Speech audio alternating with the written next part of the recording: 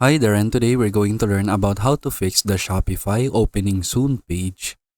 So here I am in my Shopify homepage, and let's go to my Shopify Live website. So for example, if I go to the online store and click view your store right here, it should lead me to my website, but it does this since I am logged in my Shopify account. But for example, if I go to my website on another browser, for example, right here, what will happen is that the website will say this one, the Shopify opening soon. Be the first to know when we launch. And then I can only enter the website using the password. So this happens because your Shopify store is set to have a password. So you can change it right here. So go to online store and then click the preferences option.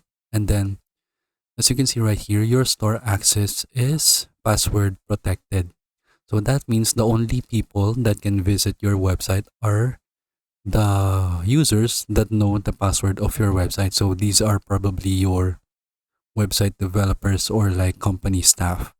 So to open your website to the public, you just need to turn this off so that everyone can access your website.